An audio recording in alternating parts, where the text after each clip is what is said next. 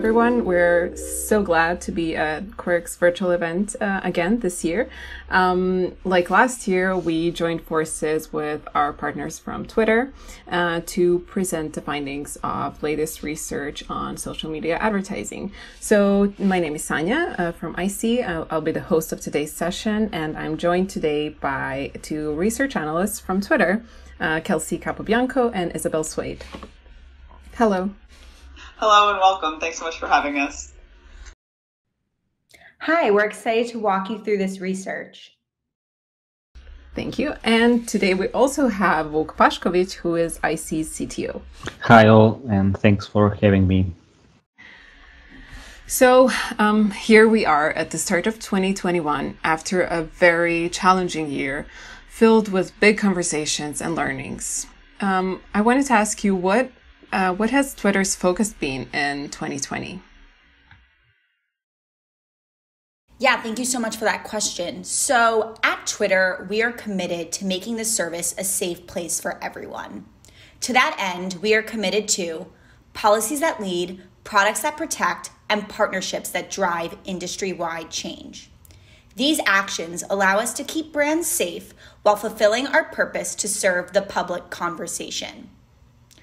We know that Twitter is raw. It's real time, it's unfiltered. And that's why people love Twitter and why our audience is leaned in and receptive to the content on Twitter. While this is exactly why Twitter is unique and rewarding platform for brands, this can also lead to the question, is my brand safe? This led us to conduct research on this topic to better understand how brands should think about the presence of controversial or divisive content on the platform. Thanks, Isabel. I think this topic is super relevant for this moment in time, and I think it's great that you guys at Twitter decided to tackle it. Kelsey, can you tell us more about the study itself and the setup? Of course, I'd be happy to. So we partnered with EyeSee to better understand how adjacency to controversial or divisive content may impact brand performance. EyeSee's ability to offer neurometrics within a closed timeline environment was key to the success of our study. Our study methodology consisted of two phases. In our first phase, participants were asked to rate a set of tweets by how controversial or divisive they found them via a standard survey. The 5 tweets within each content category that were deemed the most controversial or divisive by our Phase 1 participants were used within the second phase. This step was crucial in ensuring that the average user would find the content controversial or divisive. In Phase 2, we measured the impacts that the controversial or divisive content had on adjacent brand ads. EyeSee was able to create a series of controlled, neutral timelines that mimicked the Twitter user experience on mobile. Our control respondents saw timelines with brand ads, while our exposed respondents saw timelines with brand ads plus strategically inserted controversial/divisive content gathered from Phase 1, which I'll outline more in a little bit. We leveraged EyeSee's eye tracking and facial coding technology to assess users' attention and emotional response during their timeline viewing sessions. After the timeline viewing sessions were complete, users were also asked to complete a standard brand survey of various brand metrics. As mentioned previously, EyeSee was able to create a series of controlled timelines, which allowed us to test a variety of different adjacency locations. For the sake of this study, we defined adjacency in the following ways. 1. Controversial or divisive content that appears directly before a brand ad. 2. Controversial or divisive content that appears directly after a brand ad. And 3. Controversial or divisive content that appears throughout a timeline but in close proximity to a brand ad. Using feedback from our advertisers and from the GARM brand safety standards, we chose to look at the following 5 controversial/divisive content categories: political, sensitive news, abusive/offensive, misinformation, and not safe for work. That sounds so exciting. Let's just dive straight into the findings. I think they're going to be super useful for both advertisers and researchers. Agreed, and we're really excited to share with your team. So across the 5 tested content categories, we found that favorability was not significantly affected by the presence of controversial or divisive content surrounding a brand ad. We also found that consideration saw no significant impacts as well. It's important to note that driving lower funnel brand metrics like favorability or consideration often relies on more than one impression to make a significant impact, with each impression often contributing to a stronger brand lift. And overall, as seen in this visual, it is very unlikely that multiple ad impressions will appear adjacent to controversial or divisive content. This means that even if a brand's content does appear adjacent to controversial or divisive content, it is extremely unlikely that across the entirety of a campaign, this adjacency would have any impact on their ability to drive lower funnel metrics like favorability or consideration. In summary, our study revealed that there is no significant effect on brand favorability or consideration when brand ads are near controversial or divisive content. Well, that sure sounds like great news for advertisers. And on the same topic, when it comes to communication in times of crisis, so the world was kind of forced online in 2020. So in many cases, things were happening online first. And with so many people isolated, it was more important than ever to enable conversations and share reliable information. So how should brands on Twitter act in this type of environment? Should they continue advertising as usual? Yeah, great question. So Twitter is what's happening. And depending on the day, what's happening could be an NBA game or a key moment in our world's history. As we all know, the world went through a lot in 2020. And in a separate study, we asked people on Twitter if they wanted to hear from brands during COVID-19. And what we found was that in those challenging moments, people looked for a steady and familiar voice, and brands had the opportunity to be that voice. When thinking generally about divisive or crisis moments like the COVID-19 pandemic, people on Twitter said they not only turned to the platform to get up-to-date and relevant news, but also stated that they are using Twitter even more during these times. And while a brand's gut instinct may not be to keep advertising, we asked people on Twitter if they wanted to hear from brands during different points of the initial months of COVID-19. Over a 5-month period from March to August, people on Twitter consistently thought it was important for brands to continue to communicate with them. Brands can feel confident embracing the conversation that is occurring. People on Twitter want to hear brands stand up in support of key events, regardless of whether it personally impacts them. Just as individuals are having more of a social consciousness, they want their brands to as well. Yeah, and I also think it makes so much sense for brands to be a part of all these conversations in a meaningful way, and it also aligns with some of our previous research. So what do these findings mean for brands when advertising on Twitter? It should give comfort to brands. Twitter is committed to your brand safety. As the EyeSee research showed, we don't see an impact on brand favorability or consideration when promoted tweets are near controversial or divisive content. And we know that multiple impressions are needed to drive lower funnel metrics. The chances of a user being exposed to ads near controversial or divisive content is very rare, as the chances of 6 impressions all appearing adjacent to controversial or divisive content is 1 in 2.5 billion. And lastly, even in the most controversial or divisive times, people on Twitter want to hear from brands.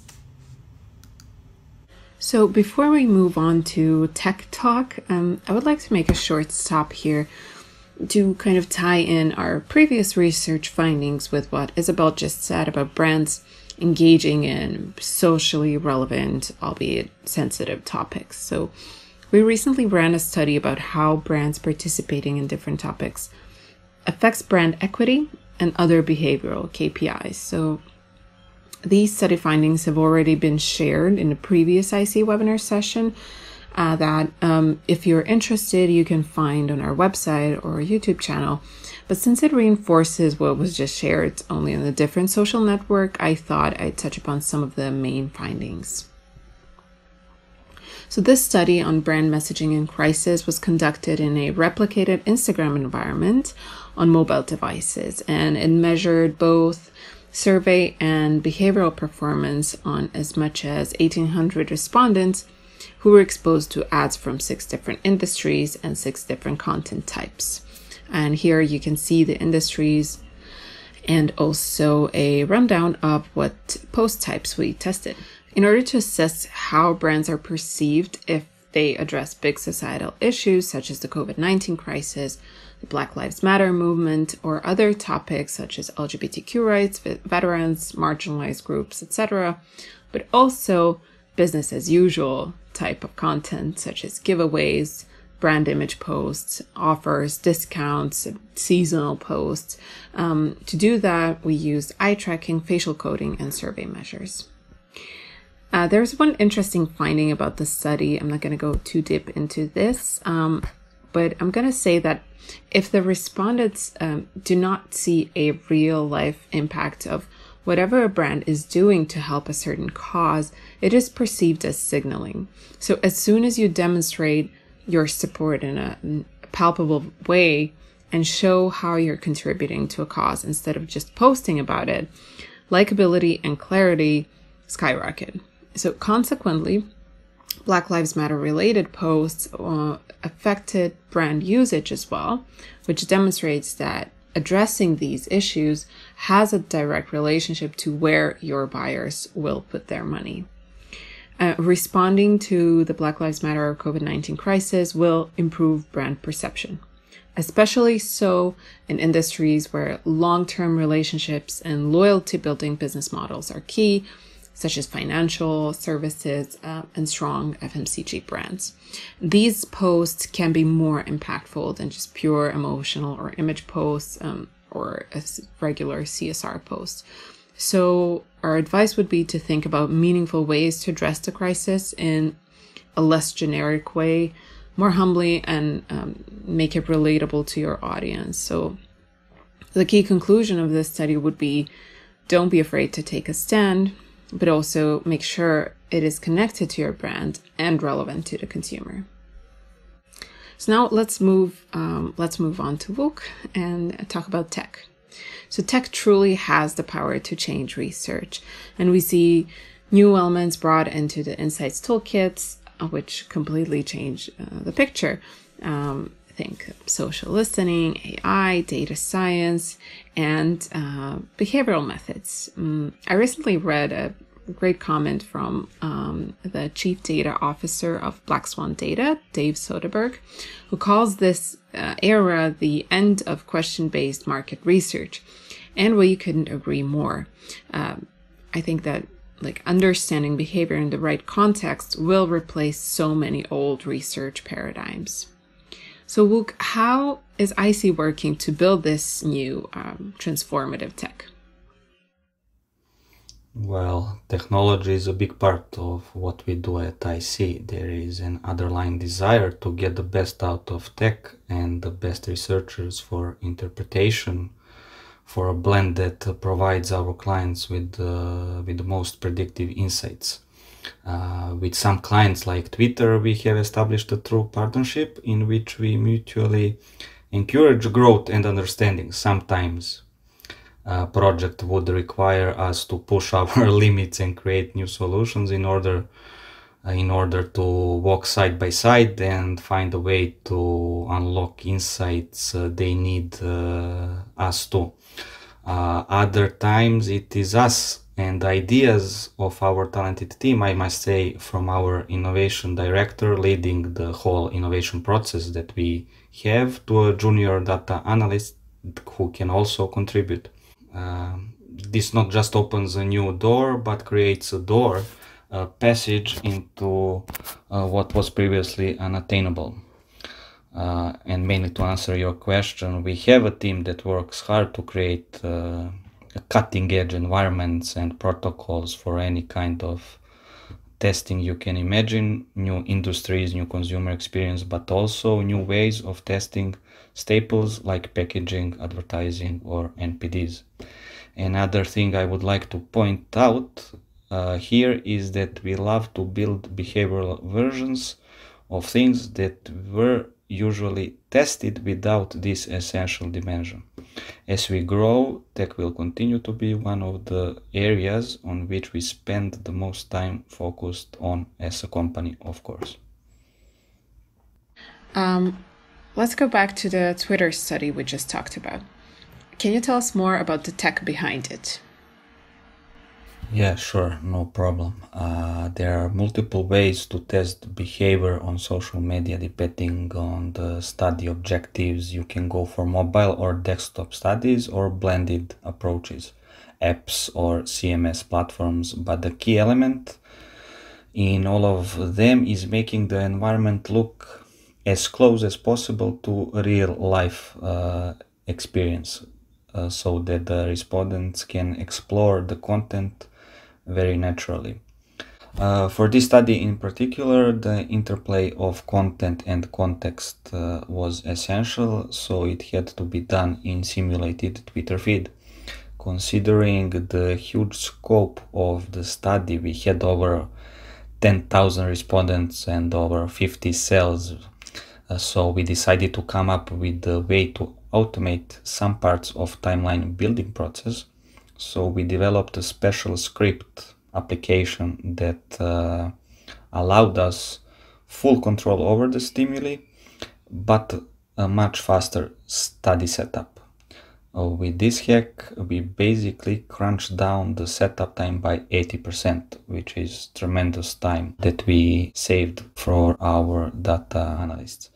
And the same solution can be applied in other cases also, since aside from Twitter, we can run testing in all types of online context, replicated Facebook or Instagram feeds, YouTube interfaces, as well as e-commerce websites for the UX of other websites.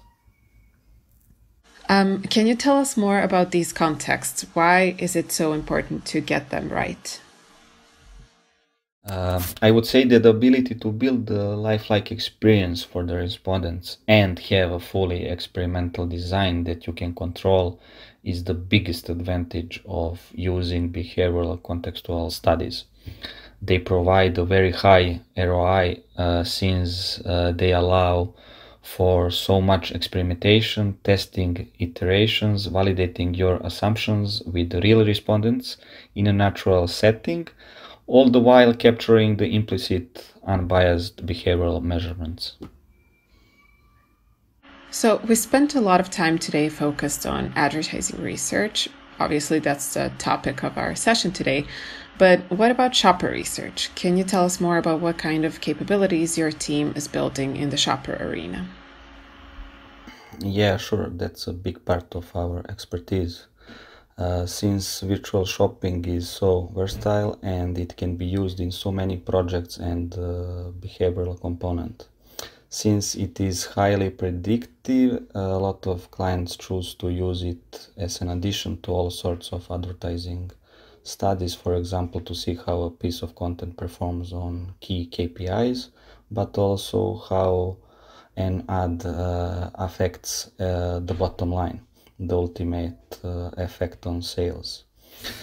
But to go back to shopper studies, aside from optimizing packaging and different in-store marketing materials, we do planogram studies, which have proven to be highly relevant last year, as many retailers needed to come up with strategies to fill up empty shelves. Also, I would like to add that we love when clients come with clear business questions that we can solve by building virtual environments beyond just shelves itself. In these cases, we can create full stores with all the materials, signage, POSMs, basically any kind of in-store element, and test how it affect sales and the overall shopping experience. This is not reserved only for FMCG industry and big supermarkets, but also we have done tech stores, drugstores, flagship stores, coffee places, and of course online shopping experience, which were also big last year. So I have to ask, some of these solutions are super realistic, but does that affect how accurate the results are? I mean, does a more elaborate virtual store mean more reliable insights? I get what you mean, but I have to say a bit no on this question. Bigger doesn't always mean better, and it depends a lot on the case and research questions. For that, we have a great insight team to advise clients on what will bring the highest research ROI. But there are multiple levels of virtual shopping. There are 2D, 2.5D stores and the full 3D experience stores. We have to keep in mind that we need to strike the right balance between the speed and the quality of insights also. So we don't recommend everyone just to do a 3D store. Some studies do not require that level of accuracy and environment.